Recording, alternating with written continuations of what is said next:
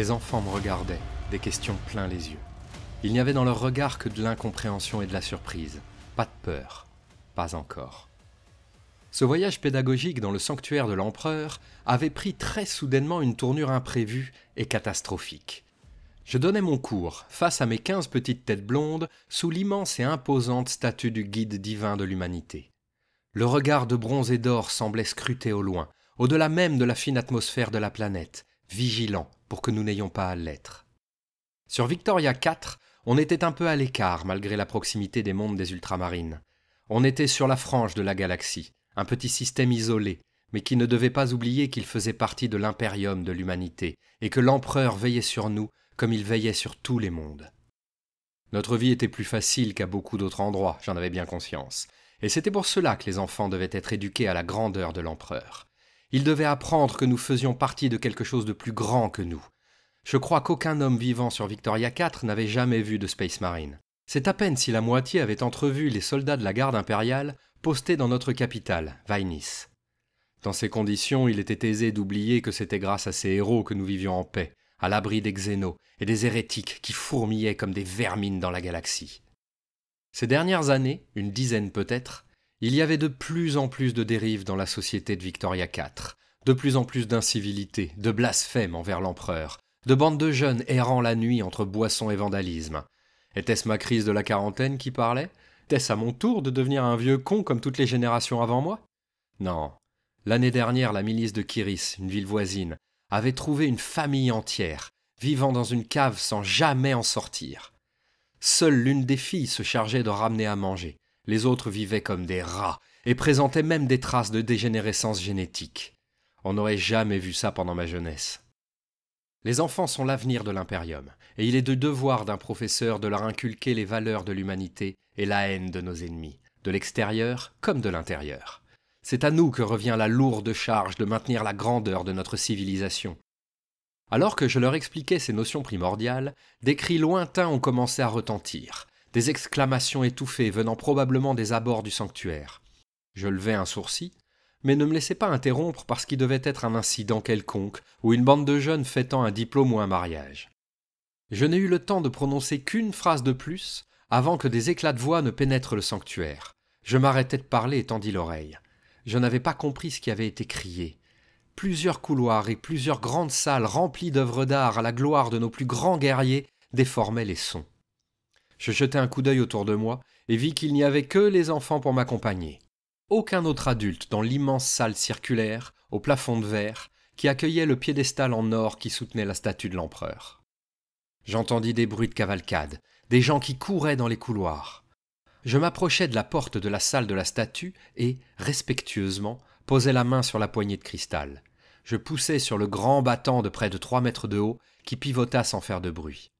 Je me penchai doucement, passant la tête par l'entrebâillement pour jeter un coup d'œil au couloir. Personne. Pas âme qui vive. Par contre, j'entendais plus distinctement les cris et les mots qui en émergeaient, et qui me firent frissonner de la tête aux pieds. « On est tous morts! C'est pas possible! Fuyez !» Et même un hérétique, « L'empereur nous a abandonnés !» Par réflexe, je me tournai vers les enfants pour voir s'ils avaient entendu. Non, probablement pas. Ils se demandaient ce qu'il se passait, mais la curiosité prévalait encore. « Venez avec moi !» m'exclamai-je d'un ton autoritaire. Un peu de tension, ça a du bon. Ils se mirent en rang sans discuter et s'alignèrent derrière moi comme une classe modèle. Je terminai d'ouvrir la porte et vis passer un homme, courant comme un dératé vers la sortie. De plus en plus intrigué, j'avançai. Les enfants, entre 9 et 11 ans, sur mes talons. Il y avait de moins en moins de bruit. De toute évidence, tous les employés du sanctuaire, ainsi que ses visiteurs, étaient déjà partis. Il n'y avait plus personne derrière les comptoirs, plus personne à l'accueil ou à la billetterie. Tout le monde avait fui, en laissant les portes ouvertes, les ordinateurs allumés et même une bonne partie de leurs affaires sur place. À l'extérieur, cependant, des éclats de voix retentissaient, se mélangeaient avec les bruits des moteurs en un brouhaha anxiogène. Je fronçais les sourcils, de plus en plus intrigué, et avançais vers la sortie. Depuis le sanctuaire à l'éclairage tamisé et doux, la porte donnant sur une belle journée d'été apparaissait comme un grand rectangle d'un blanc éclatant qui faisait plisser les yeux. Nous avançâmes vers ce carré brillant qui s'ouvrait comme un passage dimensionnel vers un autre univers, et nous le traversâmes, moi en premier et les enfants juste derrière. Les gens fuyaient, Où que se posât mon regard, les gens fuyaient, c'était incompréhensible. La petite ville d'Anacercar était en prise à une folie hystérique. Des véhicules disparaissaient dans toutes les directions. Des gens couraient vers le bourg ou, au contraire, vers les champs environnants. L'usine métallurgique, qui dominait l'agglomération depuis une colline voisine, monstrueuse silhouette noire surplombée de cheminées crachant une fumée lourde, voyait ses employés jaillir par toutes ses ouvertures. Je ne pus m'empêcher de voir un gigantesque organisme saignant par tous ses orifices, perdant son fluide vital humain et mourant doucement. Je me retournai vers les enfants. Ils me regardaient, attendant de leur professeur qu'il leur explique ce qu'il se passait. Je n'avais pas vraiment de réponse à leur proposer. Je n'avais aucune idée de ce qui pouvait provoquer cette panique générale, mais je me disais qu'il valait mieux suivre le mouvement. S'il y avait un danger, il fallait que j'en éloigne mes élèves. Seulement, les gens couraient dans tous les sens, certains vers la ville, d'autres vers la campagne. Certains se précipitaient vers leur maison et fermaient les portes et les volets. D'autres chargeaient leurs voitures de valises et de nourriture. Je plissais les yeux, à la recherche d'un indice m'indiquant le comportement le plus sûr. Je me forçais à faire un sourire rassurant aux enfants. Il n'y avait dans leur regard que de l'incompréhension et de la surprise, toujours pas de peur. Une réaction sensée, j'étais fier d'eux. Lorsque la situation vous échappe, ne paniquez pas, posez-vous les bonnes questions. Ne commencez pas à gesticuler, à courir ou à crier sans même savoir ce qui se passe. Il est fort probable que vous ayez besoin de cette énergie plus tard. Soudain, je vis un homme sortir sa femme de sa maison, presque de force. Il s'agitait beaucoup, au bord de la panique, et la tirait en criant. Je n'entendais pas ce qu'il disait, il était beaucoup trop loin, mais je ne pus manquer le geste qu'il fit. Du doigt, il pointa le ciel derrière moi, et le regard de sa femme suivit ce geste. Sa tête s'inclina et sa bouche s'ouvrit en grand. Elle porta les mains à son visage dans un geste de pur désespoir, les yeux exorbités par une terreur indicible. Sans même y réfléchir, par pur réflexe, je levai les yeux à mon tour. Un bel azur, uniquement zébré de fins nuages blancs qui s'étiraient comme des filaments de coton. Doucement, je me retournai, craignant ce que j'allais découvrir. Derrière le sanctuaire de l'empereur, le ciel n'était plus zébré uniquement par les nuages, mais par d'innombrables traînées de fumée grisâtre. On aurait dit une chute de météorites, mais au ralenti. Des milliers de cosses tombaient du ciel, filant vers le sol à grande vitesse, laissant sur leur passage des lignes de poussière et de chitine, leurs enveloppes s'abrasant dans l'atmosphère pour protéger leur contenu. Au-dessus d'elles, d'immenses silhouettes cauchemardesques, ressemblant à des poulpes spatiaux dignes des cauchemars d'un dément. Leurs tentacules longs de dizaines de kilomètres s'agitaient lentement dans la haute atmosphère, et leurs ventres monstrueux accouchaient de cosses par centaines. La peur arriva, elle me saisit, mon ventre se contracta comme si un point de glace venait de se refermer sur mes entrailles. Un frisson incontrôlable monta le long de ma colonne vertébrale, et ma gorge s'assécha instantanément. Mes yeux fous, rougis par les larmes qui montaient, se tournèrent vers ma classe. Les enfants virent mon regard, et la peur les saisit à leur tour. Les tyrannides débarquaient du plus profond de l'espace lointain, après des millénaires d'errance. Et après une route aussi longue, ils avaient faim. Assez faim pour dévorer une planète.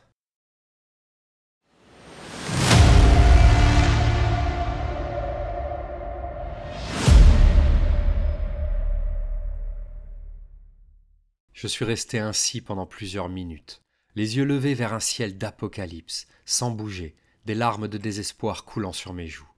Ce furent les enfants, lorsqu'ils commencèrent à s'agiter, qui me sortirent de ma paralysie. Je réalisai alors que la plupart pleuraient, que la petite Gretchen tirait sur ma veste en me regardant d'un air implorant. Banos commençait à s'éloigner en tirant Théa, sa sœur jumelle, par la main. « Banos, Théa, revenez ici !» dis-je d'une fois que j'espérais forte et assurée. « Tout le monde en rang !»« Qu'est-ce qui se passe, professeur ?» répéta Gretchen qui retenait courageusement ses sanglots. « Je sais pas, mentis-je. Mais on dirait qu'il y a un problème, donc on va aller à Vainis où la garde impériale pourra nous protéger. »« Et nos parents ?» demanda instantanément Akkad, qui avait toujours un coup d'avance. J'hésitai un court instant, ce que mes élèves ne manquèrent pas de remarquer.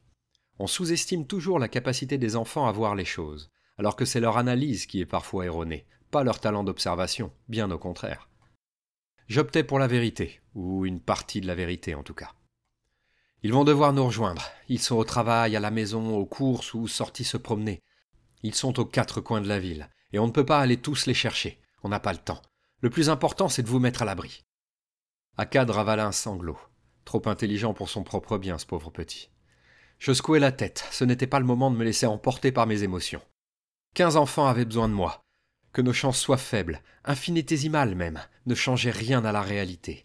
J'étais le seul à pouvoir faire quelque chose pour eux, et par l'empereur, il était hors de question que je ne fasse pas tout ce qui était en mon pouvoir pour les sauver.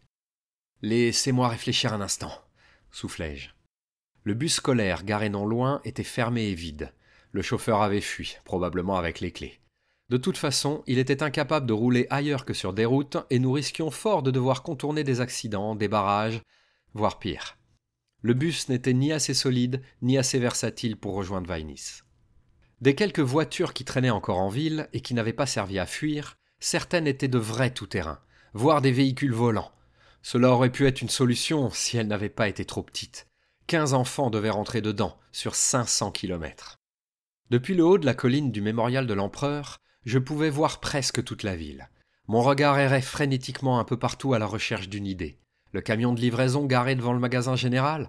Peut-être. Mais ces engins n'étaient ni très agiles, ni prévus pour faire de longues distances, et ravitailler sur le chemin risquait d'être périlleux et compliqué.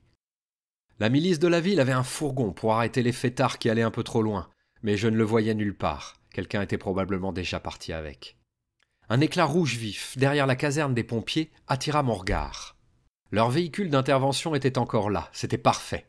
Un gros camion, prévu pour atteindre des zones sinistrées, avec une large cabine prévue pour 6 adultes engoncés dans un volumineux équipement. « On va chercher le camion des pompiers !» m'exclamai-je soudainement. « Allez la classe, suivez-moi !» Je me mis en route d'un pas que j'essayais de rendre volontaire et confiant. Lorsqu'on est avec des enfants, il faut avant tout donner l'exemple en espérant être imité. La méthode s'avéra efficace. Essuyant leur nez et leurs larmes, mes élèves s'alignèrent 2 par 2, en rang derrière moi, par pure habitude. Nous descendîmes la colline, laissant derrière nous la rassurante statue de l'empereur, sortant de son ombre protectrice. Je ne pus m'empêcher de frissonner. Pendant notre descente, une voiture vint vers nous à toute vitesse. Je me crispais avant de reconnaître les personnes assises à l'avant, les parents de 2 de mes élèves. La voiture s'arrêta devant nous dans un crissement de pneus, et un homme en bondit en criant « Roch, Chahari, venez vite !» Un indicible soulagement s'inscrivit sur le visage des 2 enfants, et ils se précipitèrent vers la voiture. « Foncez à Vainis !» m'exclamai-je. « Mettez-vous sous la protection de la garde impériale, ils sont les seuls à avoir une petite chance de résister !» Le père, qui était sorti de la voiture, m'adressa un signe de tête, l'air sombre. « Bonne chance !» se contenta-t-il de dire avant de repartir en trombe. Devant nous, les premières flammes s'élevaient au-dessus de la ville. Probablement des gens qui avaient fait tomber quelque chose dans leur fuite et qui n'avaient pas pris le temps de se retourner. Une cigarette tombée sur un tapis, la bougie d'un repas romantique renversée en même temps que la table, une casserole laissée sur le feu. Et plus personne pour éteindre les incendies. Plus personne ne serait-ce que pour appeler les secours. Un coup de feu retentit soudain, nous faisant tous sursauter. Un instant de silence, puis à nouveau des détonations. 4, 5, une rafale, puis le silence à nouveau. « Qu'est-ce que c'était ?» demanda Théa d'une voix craintive. « Probablement des pillards, » répondis-je. Certaines personnes, dans la panique, voient leur pire pulsion se réveiller. Ils oublient la lumière de l'empereur et en profitent pour voler ou tuer. Ils ne valent pas mieux que ces infâmes xénos. À part Banos, qui serra rageusement les poings, je vis l'inquiétude s'inscrire sur les visages des enfants. Je m'empressai d'ajouter. « Mais on va les éviter. On va pas aller là où il y a des choses à voler. On va directement à la caserne des pompiers pour prendre le camion.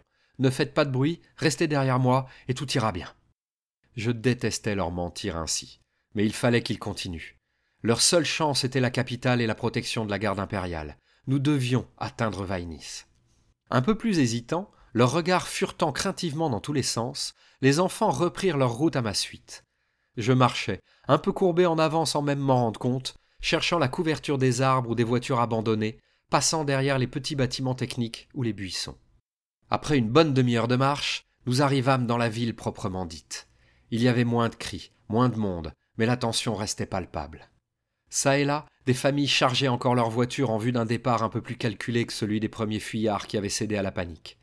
Même s'ils ne partaient pas aussi vite, leurs chances de survie étaient sans doute supérieures. Ils avaient pris de quoi manger, de quoi se chauffer, de quoi se cacher. Parfois, un hurlement résonnait dans la ville, entre terreur et douleur, projetant des échos terribles entre les immeubles et les maisons. Je jetai un coup d'œil dans le ciel. Les traînées grises avaient commencé à frapper le sol, mais aucune à proximité. Les premières créatures ne pouvaient pas être déjà là, si ? Je redoublais d'attention tout en accélérant le pas. Il fallait qu'on soit sur la route lorsque les monstres xénos submergeraient la ville. Notre seule chance de survie, la seule chance de survie des enfants, c'était de les prendre de vitesse. Au bout de la rue, j'aperçus une silhouette étrange mais indéniablement humaine. Un peu bossue, cachée sous une épaisse robe noire, le visage masqué par sa capuche, elle traversa la route en courant, loin devant nous. Un pillard ?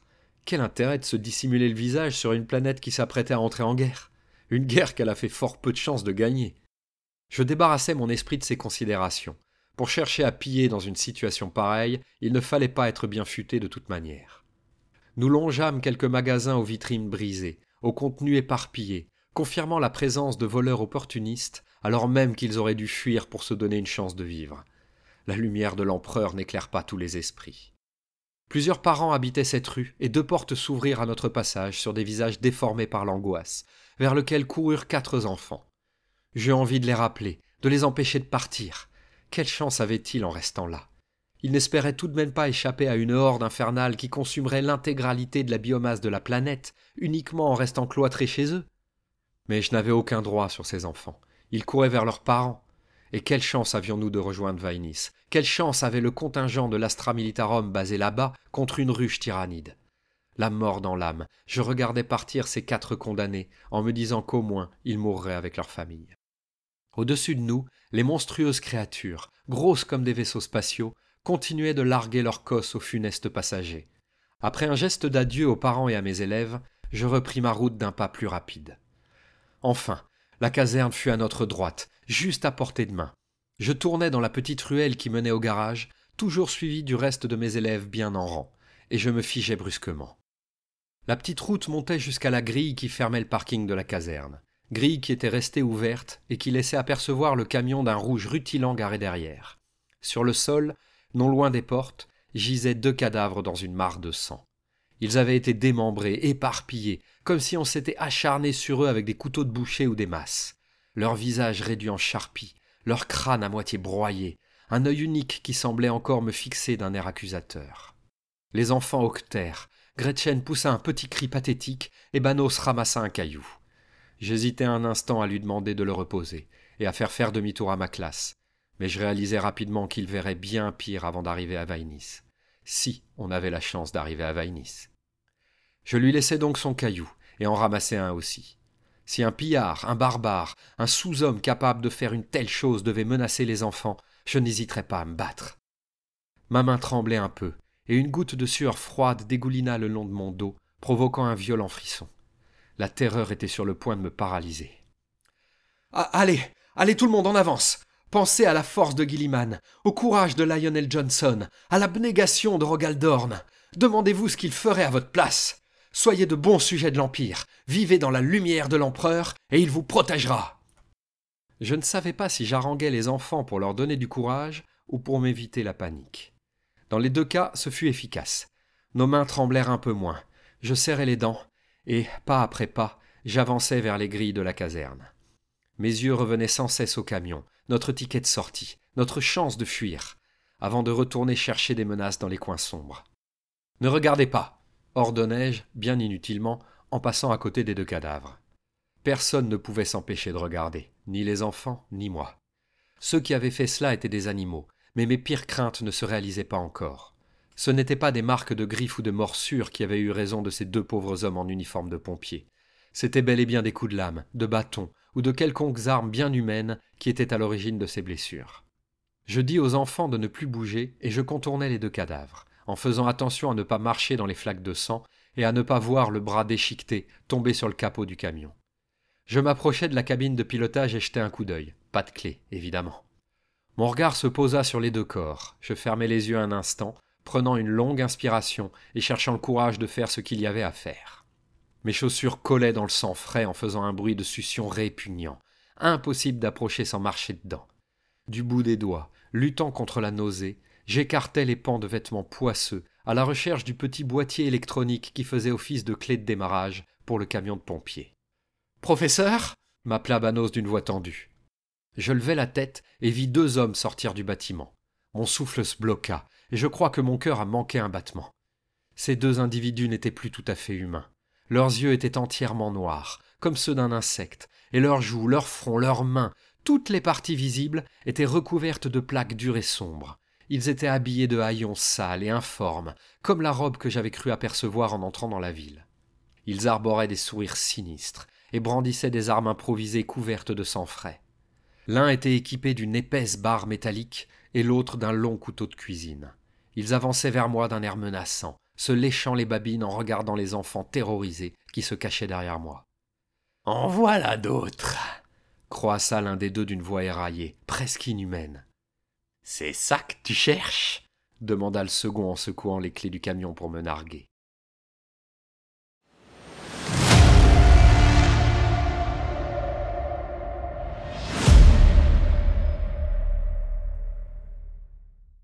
Le couteau siffla juste à côté de ma tête, mais la barre de fer percuta violemment le haut de ma cuisse. Une douleur cuisante irradia dans toute ma jambe et m'arracha un cri de douleur. Par réflexe, sans même y réfléchir, je m'étais placé entre les deux fous furieux et les enfants. Ils m'avaient attaqué aussitôt avec une bestialité sans nom. Il faisait pleuvoir les coups et je ne pouvais qu'essayer d'esquiver au mieux les attaques. Impossible de tenir longtemps à ce rythme. Nous allions finir comme les deux pauvres pompiers déchiquetés qui gisaient presque sous mes pieds. Encore un coup qui fusa et que j'évitais de justesse en me plaquant au sol. Je sentis de l'humidité traverser mes vêtements et je réalisai que je venais de m'allonger dans une flaque de sang. Pas le temps de m'appesantir là-dessus. Je roulais sur le côté et la barre de métal frappa le sol au ras de ma tête, éclaboussant mon visage et l'intérieur de ma bouche du fluide vital des pompiers. Je sentis monter en moi une rage comme je n'en avais jamais éprouvé. J'allais mourir, tué par deux cinglés qui profitaient d'une invasion de tyrannides. C'était de la folie. Ma main se referma sur mon caillou qui traînait encore à terre. D'un geste brutal, violent, mon bras traça un large arc de cercle et j'écrasai la pierre sur le visage de mon agresseur, celui qui tenait la barre de fer. Son crâne émit un craquement sinistre et l'homme s'effondra comme un pantin dont on a coupé les fils. De toute évidence, il ne s'attendait pas à ce que je rende les coups et n'était pas du tout prêt à se défendre. L'autre plissa ses yeux noirs et raffermit sa garde, surpris mais pas blessé le moins du monde par la mort de son compagnon. Normalement, dans les senso-fictions que l'on pouvait voir en holovision, c'est à ce moment que les méchants commencent à parler. Rien de cela dans mon cas.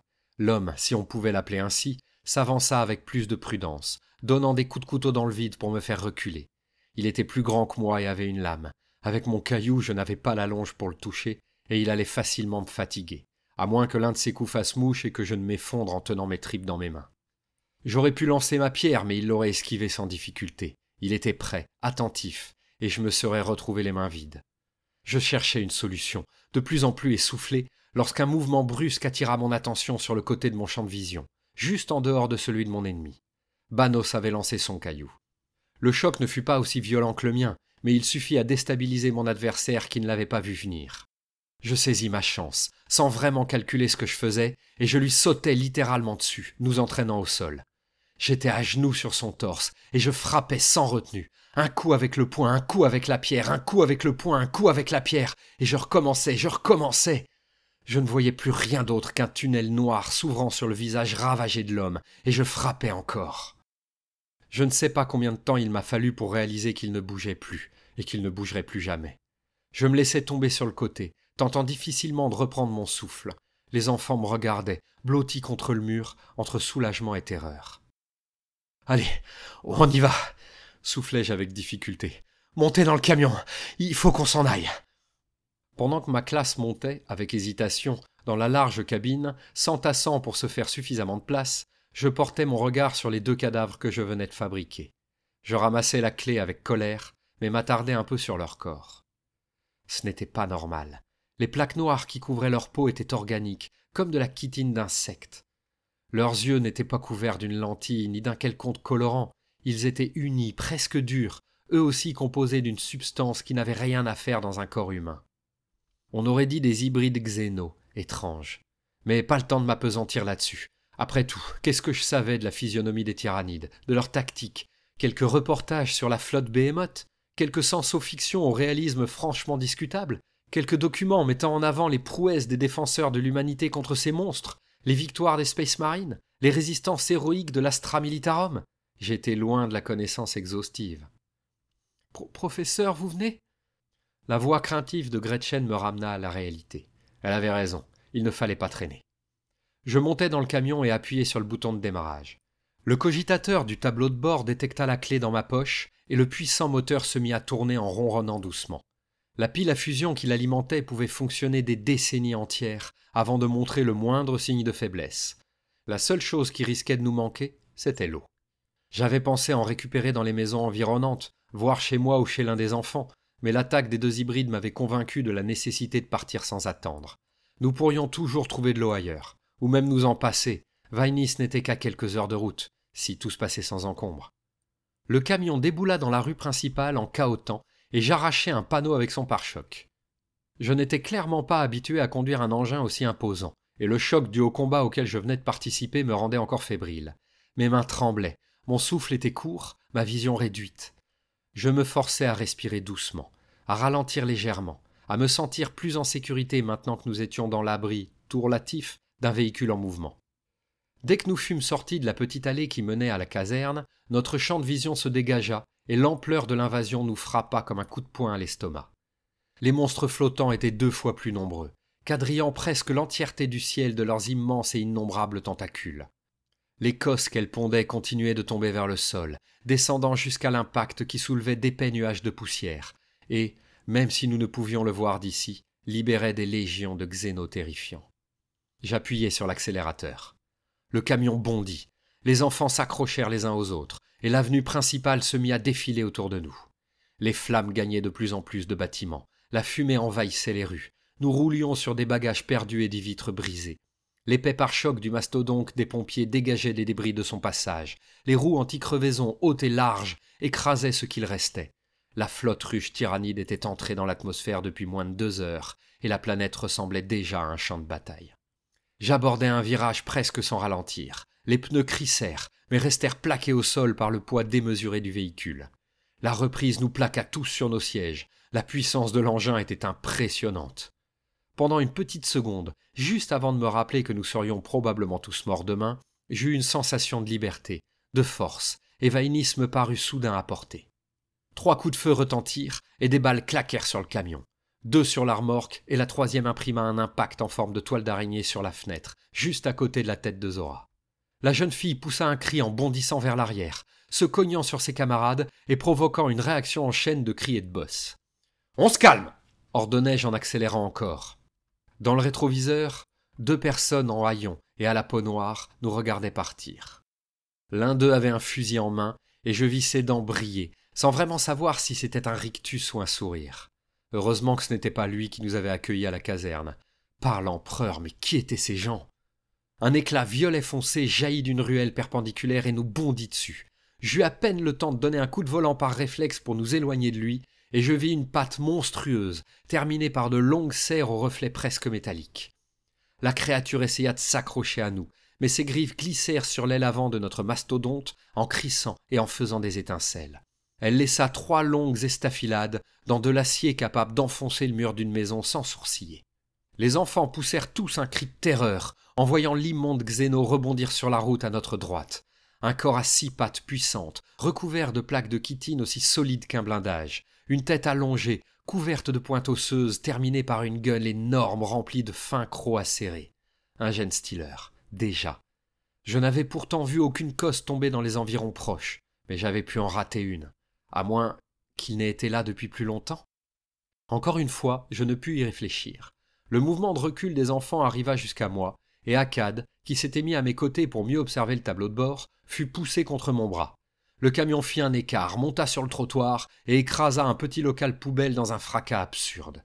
L'aile avant gauche frappa le mur, arrachant le crépi une bonne épaisseur de béton et nous renvoyant sur la route. « Restez à votre place !» criai-je. « Accrochez-vous, fermez les yeux s'il le faut, mais ne venez pas me bousculer !»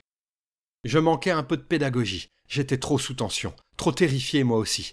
Mais mon éclat de voix eut l'effet escompté. Les 10 enfants entassés dans la cabine du véhicule d'intervention se recroquevillèrent les uns sur les autres et s'écartèrent de moi. « Désolé » murmura Akkad qui n'y était pourtant pour rien. Laissant derrière lui un panache de débris et de poussière, le camion fonça sur l'artère principale. Le moteur rugissait et couvrait les cris qui retentissaient par moments dans la ville. À chaque fois qu'un xéno ouvrait la porte d'une maison occupée ou découvrait la cachette d'un pauvre type. Je chassais ces pensées de mon esprit et me concentrais sur la conduite. encore 1 ou 2 kilomètres avant la sortie de la ville. Un autre Genestealer jaillit à travers une fenêtre et atterrit sur la route dans une pluie de bouts de verre rebondissant sur la chaussée. Cette fois, je ne cherchais pas à l'éviter, au contraire. Je donnai un coup de volant pour foncer droit sur lui. La manœuvre dut le surprendre, car il bondit sur le côté un tout petit peu trop tard, et l'énorme pare-choc le cueillit en pleine poitrine. Le bruit des plaques de chitine se brisant ressemblait au claquement d'une plaque d'acier qui cède. Son sang violet éclaboussa le capot et le pare-brise, m'aveuglant momentanément. Les essuie-glaces étalèrent le sang xéno, épais et visqueux, une vision à la fois immonde et étrangement satisfaisante. En rugissant, nous passâmes en trombe à côté des derniers bâtiments de la ville et nous fûmes enfin sur la grande route qui traversait la campagne. La tension retomba petit à petit. Gretchen sanglota discrètement, comme si elle voulait se cacher, et elle fut rapidement imitée par une poignée d'enfants. Sans doute pour la première fois de ma carrière, je ne savais pas quoi leur dire pour les rassurer, pour les guider, pour les aider. « Ne vous inquiétez pas, vous avez vu le professeur, il est aussi fort qu'un Astartés !» s'exclama soudain Banos. « Et on peut l'aider, on est assez grand, on est assez fort, on est assez intelligent !» Je restais bouche bée. Le gamin de 10 ans, le regard flamboyant de défi, réussissait à calmer et même à exalter ses camarades. Je laissais passer la comparaison avec un Space Marine, à la limite de l'hérésie et que je ne méritais évidemment pas, car tout ce qui pouvait les aider à traverser cette épreuve était bon à prendre. Et puis, c'était flatteur. L'un des plus beaux avantages de mon métier, c'est bien de se voir plus grand qu'on ne l'est dans le regard de nos élèves. J'essuyai une petite trace d'humilité au coin de mon œil. « Merci Banos, croassai-je. Il a raison. Ensemble nous sommes forts, ensemble nous pouvons y arriver. Allez, on est sortis de la ville, on a fait le plus dur. » Ma petite compagnie se calma un peu, se blottissant comme il le pouvait dans la cabine du camion. Et le trajet prit une teinte plus monotone. Nous ne vîmes personne pendant près d'1 heure, mais il avait fallu contourner plusieurs accidents. J'espérais que certains avaient pu fuir, qu'ils avaient un peu d'avance sur nous et qu'ils se dirigeaient aussi vers Vainis. Soudain, alors que nous commencions enfin à nous détendre un peu, une cosse rougeoyante de chaleur s'écrasa devant nous, presque au milieu de la route. Je pilai violemment, en voyant plusieurs enfants s'écraser contre le pare-brise, tournant la tête pour essayer de trouver une échappatoire. Des arbres sur la droite empêchaient tout passage. À gauche, le fossé avait l'air profond et j'avais peur de rester coincé, ce qui nous aurait tous condamnés à mort. Je me retrouvai à l'arrêt, sur une route déserte, faisant face à un énorme nuage de poussière et de roches qui retombait en rebondissant sur le sol, le capot et le toit du camion. Le bruit était impressionnant, mais notre carrosserie était bien assez solide pour encaisser ça. Je me préparais à foncer sur des Genestealers, sur des créatures à taille plus ou moins humaine, sur des spores géantes ou des larves immondes, lorsqu'une faux gigantesque sortit du nuage de poussière à plus de 4 mètres de hauteur. Elle fut suivie d'une seconde, et de tentacules recouverts d'un liquide verdâtre et de dards dégoulinants, puis d'un monstre de cauchemar, haut comme une maison. Debout sur 2 pattes, larges et puissantes, il avait des faux organiques gigantesques plantés sur ses épaules, 2 bras épais, dont l'un portait ce qui ressemblait à un canon d'os et de chair à bouche large et menaçante. Son visage difforme était percé de 2 petits yeux brillants d'une intelligence malsaine, et sa gueule garnie de crocs était entourée de douzaines de tentacules longs d'1 mètre, qui grouillaient comme des asticots dans un bout de viande putréfiée. Mon sang se glaça. « Un lictor !» murmura Akkad d'une voix blanche.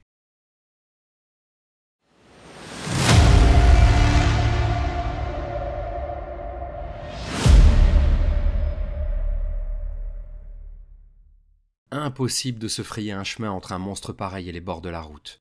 Il surplombait le camion de 2 bons mètres, et l'envergure de ses faux couvrait largement du fossé d'un côté à la forêt de l'autre. Si cette créature avait pu sourire, je suis certain qu'elle l'aurait fait. Au lieu de ça, il poussa un hurlement grinçant, aux sonorités impossibles à imaginer, qui nous fit l'effet d'une cigogne rouillée foyant dans nos cerveaux.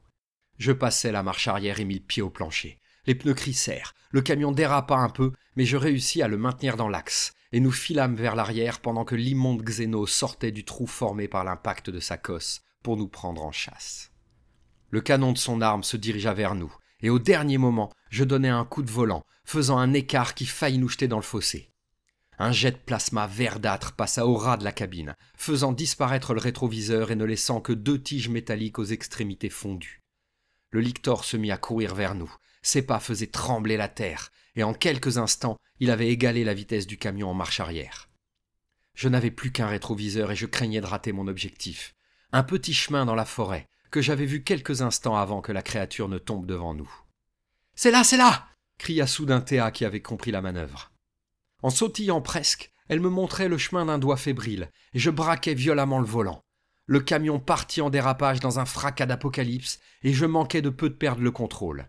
Après 3/4 de tour, le capot se retrouva pile en face du chemin, et j'écrasai l'accélérateur comme si je voulais le faire passer au travers du plancher.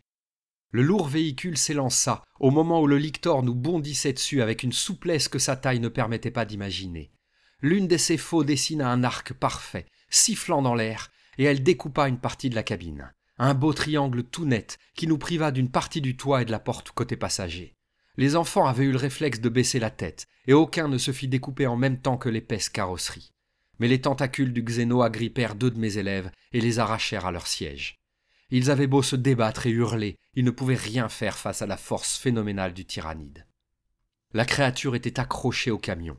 Ses yeux monstrueux, qui paraissaient énormes à cette distance, nous observaient avec froideur. Ses tentacules enfournèrent les 2 enfants dans sa gueule immonde sans même qu'il y fasse attention. Je donnai un coup de volant pour aller racler un arbre qui arracha le lictor comme on gratte une croûte qui nous démange. Au moment où il était emporté derrière nous, sa patte griffue jaillit comme un ressort à une vitesse phénoménale, agrippa un 3e élève qui disparut comme s'il n'avait jamais été là. Les autres hurlèrent. Même Banos poussa un cri de rage qui semblait presque adulte en agrippant sa sœur d'un air protecteur. « Plus vite !» glapit Gretchen, les yeux exorbités. J'étais sous le choc, mais l'adrénaline avait le dessus. Je continuais d'accélérer autant que je le pouvais, en frôlant les arbres et en frappant les branches dont certaines tombaient dans la cabine, fouettant mes bras et les enfants. Une secousse ébranla le camion. Le lictor avait à nouveau fait feu dans notre dos et je vis une partie de la remorque partir en fumée dans notre dernier rétroviseur. Nous passions à peine dans le chemin. La cabine continuait d'arracher les branches basses des arbres. Le Xéno immense ne pouvait pas courir comme il le faisait en terrain dégagé. Il était beaucoup trop grand. Nous reprenions enfin de l'avance. Je vis une intersection et pris brusquement à droite, dans l'espoir de longer la route principale et de pouvoir y retourner au plus vite, semant le monstre dans la forêt. L'empereur avait dû guider mon geste, car il me permit d'esquiver un nouveau tir de plasma qui passa au ras du camion et coupa tout net un arbre centenaire qui tomba derrière nous, en flammes. Dans le rétroviseur, je vis le lictor, penché vers l'avant et courant presque à 4 pattes, passer au travers du tronc épais en projetant des échardes grosses comme des lances. Comment une créature biologique pouvait déployer une telle puissance? Une grande puissance, mais pas autant de rapidité ainsi penché en avant. C'était comme demander à un humain de courir à genoux. Nous commencions à prendre nos distances et le chemin louvoyait, rendant les tirs impossibles. Ça n'empêchait pas la créature d'essayer. En poussant des beuglements de frustration qui faisaient trembler les vitres encore entières du camion, il tirait encore et encore, ses boules de plasma mettant le feu à la forêt et faisant tomber les arbres dans notre dos. Nous avions l'impression de fuir une catastrophe naturelle. Au bout de quelques minutes, les tirs s'arrêtèrent et les rugissements aussi. Dans notre dos, les flammes s'élevaient de plus en plus haut, mais plus aucun mouvement n'était visible. « Je crois qu'on l'a semé », murmurai-je si bas que personne ne m'entendit au milieu des hurlements du moteur et du vent. Nous roulâmes encore dans la forêt pendant une 20aine de minutes, sans trop savoir dans quelle direction nous allions. Personne ne pipait mot. Les regards étaient vides, écarquillés, choqués, et je ne faisais pas exception. 3 enfants sous ma responsabilité, que je m'étais juré de protéger, venaient de disparaître en un clin d'œil juste sous mon nez. J'aurais pu tendre le bras pour toucher le monstre qui les avait pris. Le chemin croisa plusieurs embranchements que je n'osais pas prendre. La voie était à peine assez large, et je craignais que les autres routes se réduisent encore et nous obligent à faire demi-tour, nous renvoyant droit vers le gigantesque éclaireur tyrannide. Krint, une jeune fille un peu solitaire, sortit de sa poche un petit terminal de jeu sur lequel elle tapota quelques instants. « J'ai ça pour les promenades avec papa », dit-elle au bord des larmes en me tendant une carte des environs. Tout y était. Les chemins, les dénivelés, les ruisseaux, les refuges. « Très bien, Krint, bravo! Ça va beaucoup nous aider !» J'essayais de paraître encourageant, mais je n'y arrivais pas. Mon sourire était faux, ma voix était cassée, mais j'étais sincère. Cette carte allait peut-être nous sauver la vie. Je l'accrochais sur le volant pour ne pas la perdre de vue, et je cherchais un itinéraire en essayant de ne pas trop quitter la route des yeux. Akkad se pencha un peu pour voir l'écran, avant de demander des explications à sa camarade de classe. Ça c'est les chemins, et tu peux voir leur taille ici. Ça c'est la route principale, Ici, c'est là qu'on a été attaqué par le... Sa voix se brisa, mais Akkad avait ce qu'il voulait. Il fronça les sourcils et suivit les chemins du bout du doigt. Je le laissais faire et je me concentrais sur la route. Le pire qui puisse nous arriver, c'était d'avoir un accident dans une forêt en flammes hantée par un lictor. « À droite !» cria soudain Akkad. Je lui fis confiance et tournai sans hésiter. Soit nous nous en sortions tous ensemble, soit nous mourions. Banos avait eu raison. En me laissant guider par un enfant de 11 ans, je parvins à nous sortir de la forêt. La route s'étirait à nouveau devant nous et aucun monstre ne nous poursuivait. J'accélérai à nouveau. Il était de plus en plus urgent de rejoindre Vainis avant que les campagnes ne grouillent de tyrannides ou que le camion ne nous lâche. La plupart des enfants pleuraient en silence, et même Banos, qui tenait toujours sa sœur dans ses bras, ne trouvait rien à dire pour les rassurer. Il se blottissait de mon côté, s'éloignant instinctivement de l'énorme ouverture découpée sur le côté de la cabine par la faulx du lictor. Le vent claquait et nous secouait. Le camion, sans doute plus abîmé à l'arrière que je ne le pensais, tirait vers la droite, et je devais constamment corriger la trajectoire pour ne pas sortir de la route. Les minutes s'écoulèrent doucement, devenant 1 heure, puis 2, puis 4.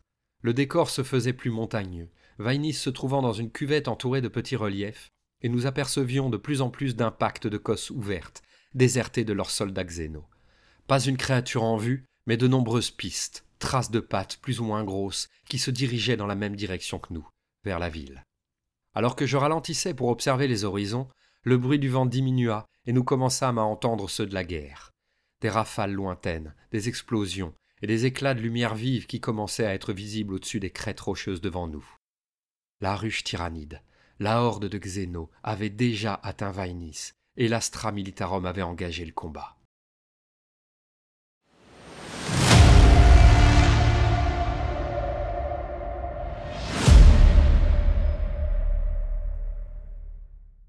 J'avais arrêté le camion sur le haut de la crête. Gretchen pleurait doucement, blottie contre moi. Banos serrait Théa en regardant par le pare-brise d'un air sombre. Krint et Mara semblaient sous le choc, comme hypnotisés par ce qu'ils voyaient. Akkad regardait partout, cherchant une issue, une route plus sûre, un moyen d'y arriver. Et moi je désespérais. Je doutais soudainement que la surprise que nous avions préparée pour ces créatures ait la moindre chance de suffire. Sous nos yeux s'étendait la cuvette dans laquelle était construite Vainis. Une belle cité, entourée de montagnes verdoyantes, aux hautes tours gracieuses et élancées, aux maisons colorées et fleuries, du moins c'est ce qu'elle avait été. Aujourd'hui, la douce capitale de Victoria IV était assiégée par des légions de monstres plus difformes et cauchemardesques les uns que les autres. Innombrables, grouillants, se marchant dessus, avec de temps à autre, au milieu des créatures à taille plus ou moins humaine, des monstres gigantesques, comme celui qui nous avait attaqués sur la route, des créatures reptiliennes de plusieurs mètres de haut qui ondulaient au milieu de la horde, ou encore d'autres si carapassonnés qu'ils ressemblaient à de véritables chars d'assaut sur pattes. « Là, regardez celui-là !» dit soudainement Akkad, me faisant sursauter. Il me désignait un tyrannide gigantesque, qui semblait plus calme que les autres. Sa tête énorme, ornée d'une collerette protectrice d'os et de chitine, tournait doucement de droite à gauche comme s'il surveillait ses légions. Une paire d'ailes membraneuses, qui devait bien faire 10 mètres d'envergure, était repliée dans son dos, et il tenait dans une main un fusil grand comme notre camion et un fouet de cuir recouvert de pointes dans l'autre. Il transpirait l'intelligence. Il m'inspira une terreur sans nom. « On va l'éviter, celui-là, » répondis-je à Akkad dans un souffle. « Je suis sûr que c'est leur chef, » dit Krint. « Si seulement j'avais un fusil !» grogna Banos les poings serrés. « Notre seul but, c'est de vous mettre à l'abri, les enfants, » dis-je en reprenant mon ton professoral. « C'est à l'Astra Militarum de combattre ces choses. » C'était vrai, et il ne s'en privait pas. Les courageux guerriers de l'empereur avaient utilisé les quartiers périphériques pour monter une véritable barricade improvisée autour de la ville. Des maisons, des immeubles entiers avaient été détruits à l'arme lourde pour former une muraille de pierre et de métal sur la moitié de la circonférence de Vainis. L'autre moitié était protégée par un fossé énorme qui avait été rempli de carburant et enflammé. Un mur de flammes tourbillonnantes bloquait le passage. Combien de réserves de carburant pouvait bien posséder la garde impériale ? L'artillerie tirait en continu, juste derrière la fortification, pour empêcher les hordes tyrannides de les prendre d'assaut trop facilement. Des coups de feu retentissaient, les éclats de lumière des carabines laser scintillaient, des grenades explosaient, les blindés soutenaient l'infanterie de leurs canons et mitrailleuses. L'Astra Militarum luttait avec un courage extraordinaire. Et la ruche tyrannide répliquait. Des créatures ressemblant à d'énormes larves à 6 pattes, avec un canon sur le dos, tiraient d'épaisses boules de plasma qui s'élevaient presque paresseusement dans les airs, avant de retomber sur les lignes de la garde. Des Genestealers, comme celui qui avait attaqué le camion à la sortie de Kiris, montaient à l'assaut de la barricade par centaines, se faisant tailler en pièces par l'artillerie et les fantassins sans que cela les décourage. Des réserves innombrables attendaient leur tour, et chaque soldat qui tombait était une victoire pour eux, quel que soit son coup. Le simple fait de faire s'accumuler de la fatigue chez les défenseurs suffisait à ces créatures. Elles avaient le nombre pour elles, et elles le savaient.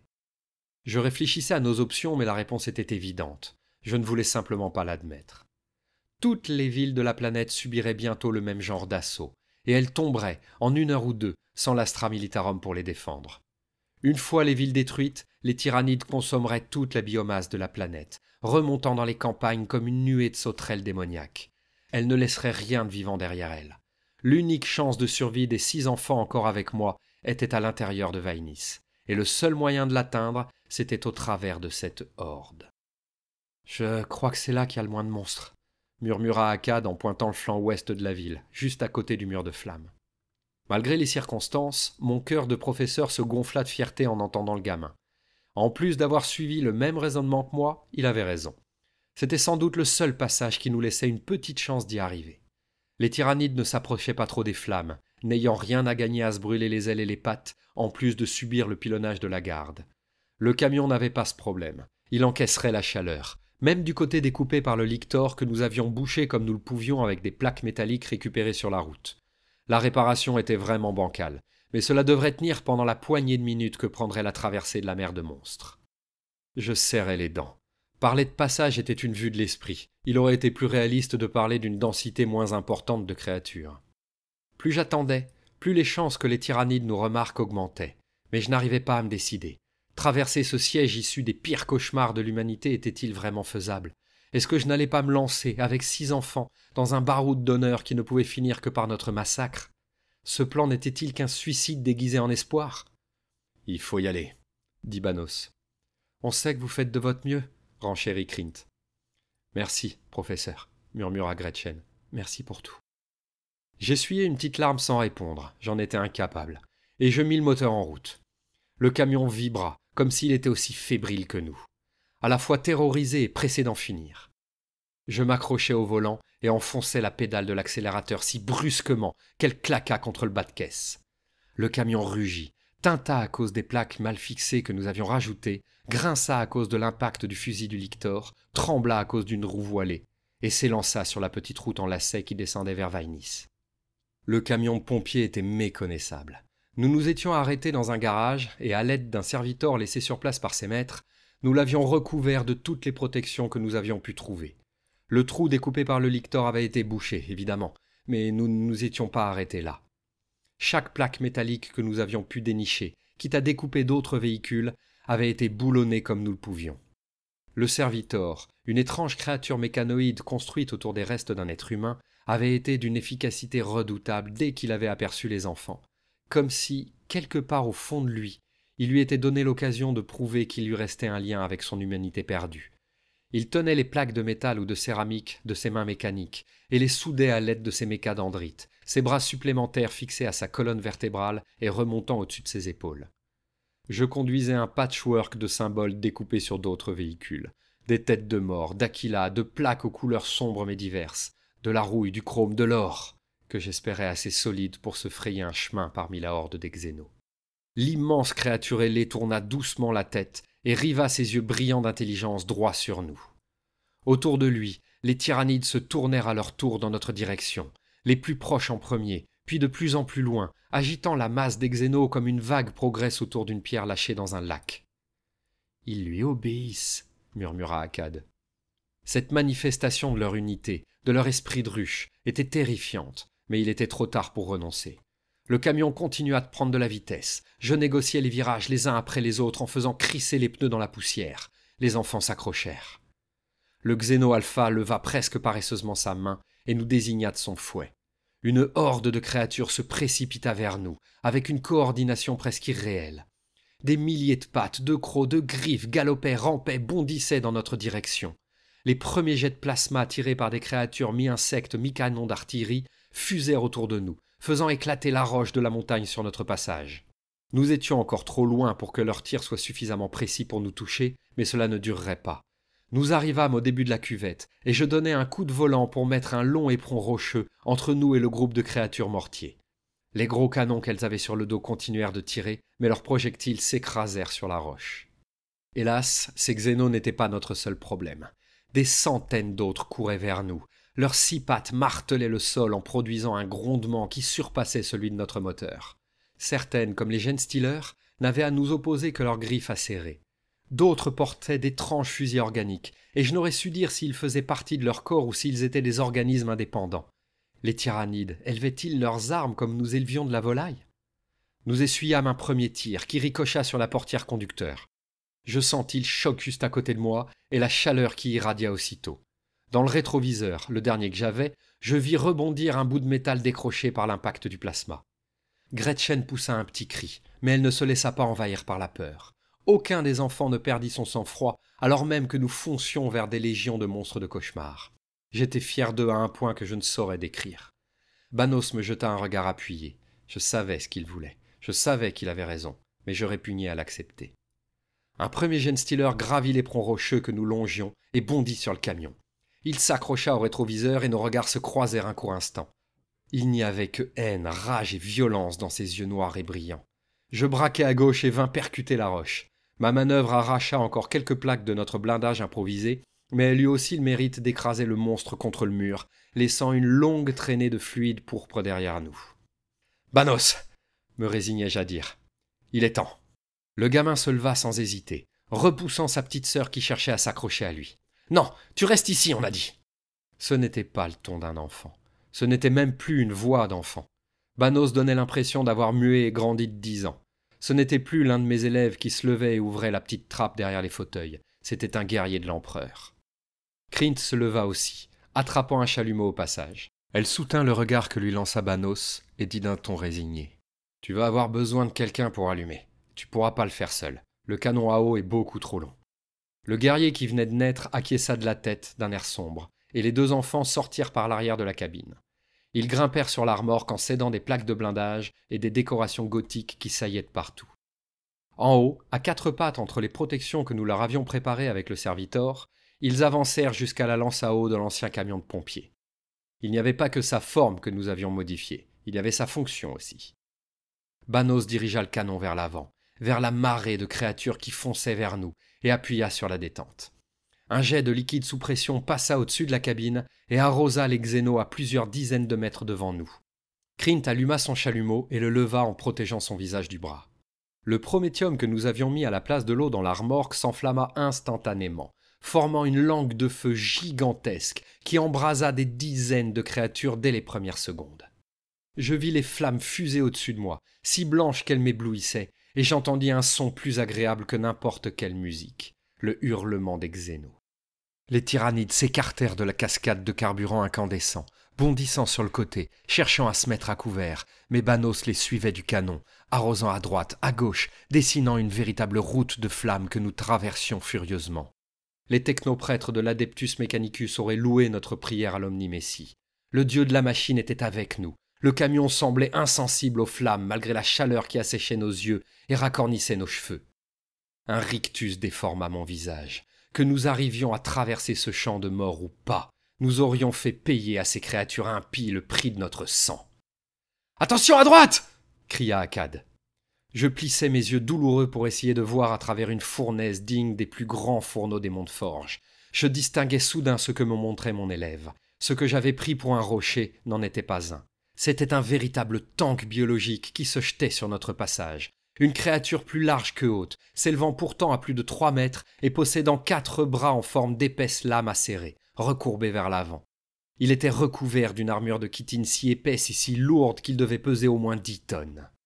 Je braquai à gauche, vers une escouade de créatures rampantes, recouvertes de griffes, qui crissèrent sur notre blindage. Le flanc du camion heurta le blindé tyrannide et rebondit dessus comme si j'avais cogné un mur. Heureusement que je n'avais pas foncé directement dessus. Un courant d'air brûlant me fit tourner la tête. Une partie du blindage était découpée. L'un des bras du xéno avait ouvert une longue estafilade irrégulière dans la portière, et Mara me regardait avec de grands yeux écarquillés de surprise. Alors que je continuais de rouler sur d'innombrables créatures que Banos et Krint dispersaient à grands coups de lance-flammes, je vis le sang gicler par à-coups sur le torse et les jambes de la jeune fille. Je baissais doucement les yeux, terrifié parce que je savais déjà que j'allais découvrir, et tombais sur le moignon de son bras, coupé net par la lame osseuse du tyrannide. « Akkad !» criai-je d'une voix trop aiguë. Je n'étais même pas capable d'en dire plus, mais mon élève à l'intelligence acérée comprit aussitôt. Il attrapa fébrilement un câble de liaison dans la boîte à gants du camion et se jeta sur son ami pour lui faire un garrot. Ses gestes étaient un peu maladroits, mais il ne paniquait pas. Un choc plus violent ramena mon attention sur la route. Un guerrier, plus grand que les autres, était planté au milieu de mon chemin. Un fusil énorme dans une main, une large épée d'os dans l'autre. Banos le noyait sous un déluge de feu liquide, mais il ne bougeait pas.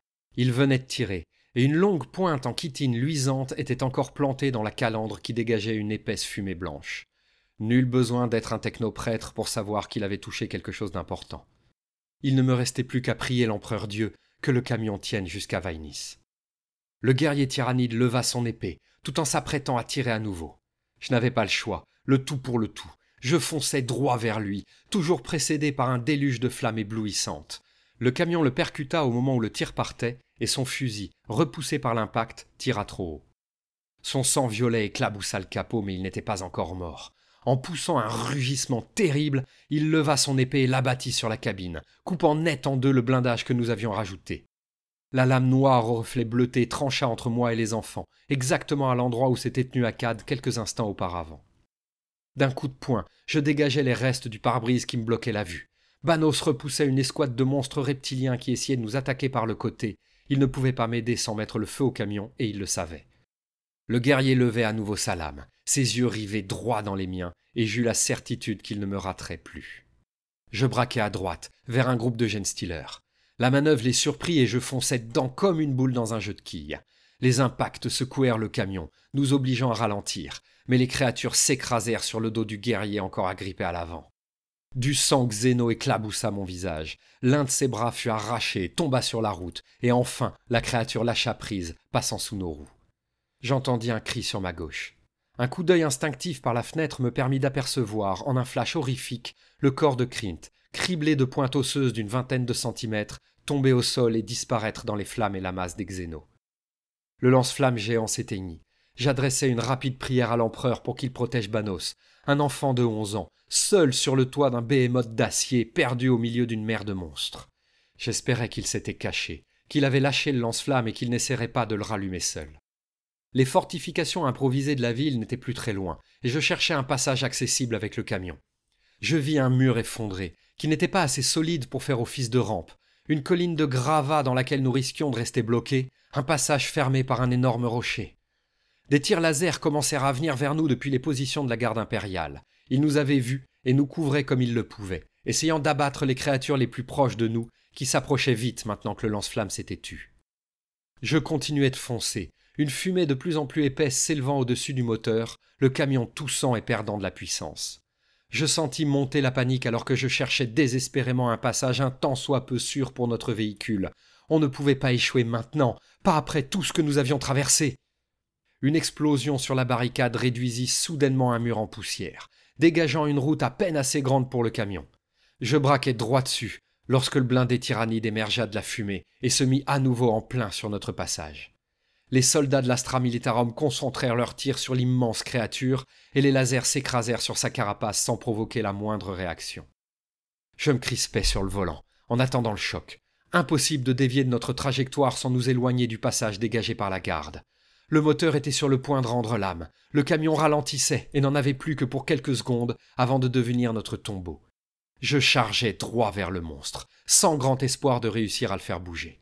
Nous allions nous écraser dessus, à quelques dizaines de mètres de notre but, à quelques dizaines de mètres de notre salvation. Le désespoir me submergeait, au moment où une cascade de prométhium enflammé s'abattit sur la créature qui se transforma instantanément en torche vivante. Elle rugit, et les soldats redoublèrent leurs tirs pendant que Banos continuait d'arroser le monstre sans discontinuer.